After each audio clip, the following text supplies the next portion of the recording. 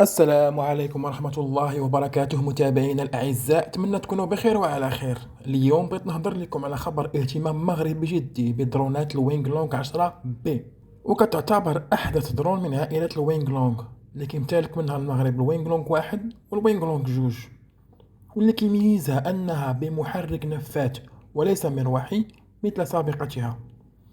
هي كتدخل ضمن فئة درونات الهال هاي altitude long endurance، أي كتمتاز بارتفاع عالي جدا ووقت طويل ديال الطيران، وكتمتاز بعض الخصائص الشبحية، وهي من صنع شركة شونغدو ايركرافت اندستري.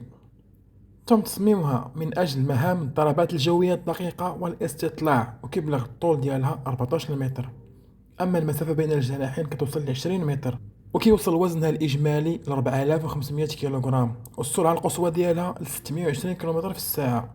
أما المدى كيوصل حتى 4000 كيلومتر، مع ارتفاع أقصى كيوصل ل 15000 متر.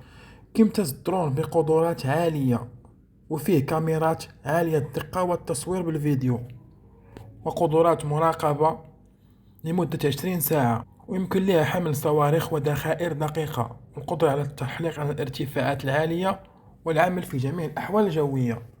كتمتاز بتكنولوجيا جد متطورة، ويمكن التحكم فيها عن بعد وعبر أقمار اصطناعية، وفيها نظام اتصال آمن منيع ضد التشويش، ويمكن استخدامها في مهام البحث والإنقاذ ومراقبة الحدود، ويمكن تسليحها أيضا بصواريخ كروز وصواريخ جو أرض وقنابل ذكية، كما يمكن لها تجهيزها بصاروخ مضاد للسفن نوع إكغيك 9.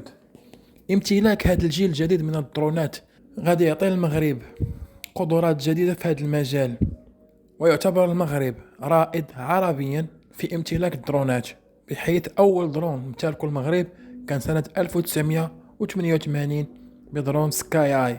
امتلاك درون نفاث غادي يعطينا اليد الطولة في المنطقة، بحيث سرعة التدخل والأداء مع أسلحة جد دقيقة وممتازة، وعلى ارتفاعات جد عالية، بحيث يصعب جدا إسقاطها بمضادات أرضية. شكرا لكم على المشاهدة، دمتم في رعاية الله.